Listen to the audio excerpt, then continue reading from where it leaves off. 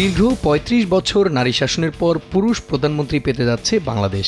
ত্রয়োদশ জাতীয় সংসদ নির্বাচনে ২৯৯টি আসনের মধ্যে ২৯৭টি আসনের বেসরকারি ফলাফল ঘোষণা করা হয়েছে। ঘোষিত ফলাফলে বাংলাদেশ জাতীয়তাবাদী দল বিএনপি ও তাদের জোটের প্রার্থীরা ২১২টি আসনে জয় পেয়েছেন।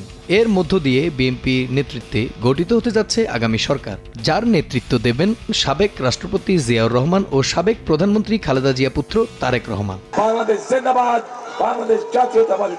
১২ই ফেব্রুয়ারি মধ্যরাতে ভোট গণনা শেষে আসনগুলোর বেসরকারি ফলাফল ঘোষণা করা হয়। এবারের নির্বাচনে ঢাকা ১৭ ও বগুড়া ৬ দুটি আসন থেকে প্রতিদ্বন্দ্বিতা করেন বিএনপি চেয়ারম্যান তারেক রহমান। বেসরকারি ফলাফল অনুযায়ী দুটি আসনে জয় পেয়েছেন তিনি। ফলাফল অনুযায়ী বাংলাদেশ জামায়াত ইসলামী নেতৃত্বাধীন ১১ দলীয় জোটের প্রার্থীরা সবশেষ তথ্য অনুযায়ী ৭৭টি আসনে জয়ী হয়েছেন। এছাড়া অন্যান্য দল ও স্বতন্ত্র প্রার্থীরা ৮টি আসনে জয় পেয়েছেন।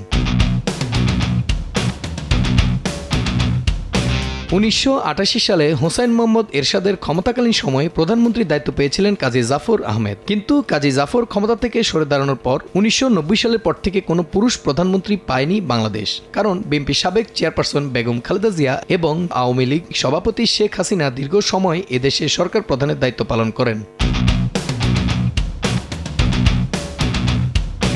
১৯৬৭ সালের ২০ নভেম্বর জন্মগ্রহণ করেন জাতীয়তাবাদী দল বিএনপির বর্তমান চেয়ারম্যান তারেক রহমান। তিনি এর আগে দলের সিনিয়র ভাইস চেয়ারম্যান ও সিনিয়র যুগ্ম সম্পাদকের দায়িত্ব পালন করেছেন, যিনি বাংলাদেশের স্বাধীনতা সংগ্রাম এবং রাজনৈতিক উত্থান পতনের একজন সাক্ষী। ১৯৭১ সালে স্বাধীনতা যুদ্ধের সময় যখন তার পিতা শহীদ রাষ্ট্রপতি জিয়াউর রহমান বাংলাদেশের স্বাধীনতা ঘোষণা করেন এবং দেশকে স্বাধীন করার জন্য যুদ্ধ করেন, তখন বেগম জিয়া এবং আরাফাত রহমান কোকোসহ অন্যান্য মুক্তিযোদ্ধা সামরিক কর্মকর্তাদের পরিবারের সদস্যদের সঙ্গে তারেক রহমানকেও গ্রেপ্তার করা হয়। তিনি ছিলেন বাংলাদেশের স্বাধীনতার জন্য কারাবন্দী হওয়া সর্বকনিষ্ঠ কারাবন্দীদের একজন।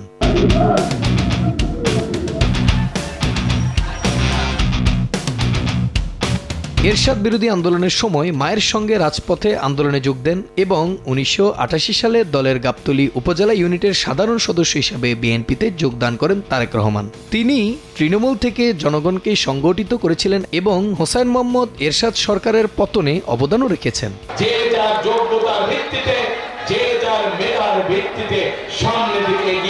১৯৯১ সালের নির্বাচনের আগে মা বেগম জিয়ার সঙ্গে দেশে প্রায় প্রতিটি জেলায় প্রচারণা চালিয়ে নির্বাচনে বিজয় অর্জন করেন। সে সময় তার মা বেগম জিয়া বাংলাদেশের প্রথম নারী প্রধানমন্ত্রী হিসেবে নির্বাচিত হন। তিনি বগুড়া তৃণমূল থেকে নেতা নির্বাচনের গণতান্ত্রিক প্রক্রিয়া সূচনা করেছিলেন, যেখানে বিএনপি শাখার একজন নির্বাহী সদস্য ছিলেন তিনি। ২০০১ সালের নির্বাচনের আগে স্থানীয় পর্যায়ে সমস্যা এবং সুশাসনের উপর গবেষণা করার জন্য ঢাকায় একটি প্রতিষ্ঠান গঠন করেন। পরবর্তীতে তার প্রচেষ্টায় ২০০১ সালের নির্বাচনে বিএনপি বিজয়ী লাভ করে।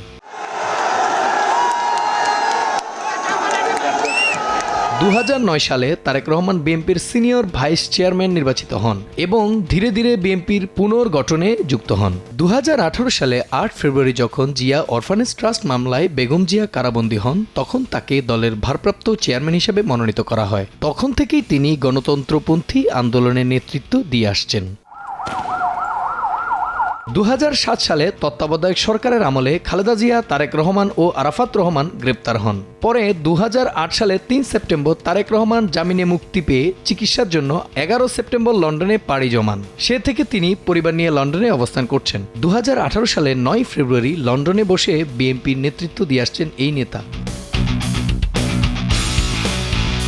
১৯৯৪ সালে তারেক রহমান বাংলাদেশের প্রাক্তন নৌবাহিনী প্রধান এবং পরবর্তী সরকারের দুবারের মন্ত্রী প্রয়াত রিয়ার অ্যাডমিরাল মাহবুব আলী খানের কন্যা ডক্টর জোবায়দা রহমানকে বিয়ে করেন। জোবায়দা রহমান একজন কার্ডিওলজিস্ট এবং তাদের ঘর আলোকিত করে আসেন একমাত্র কন্যা জায়েমা রহমান।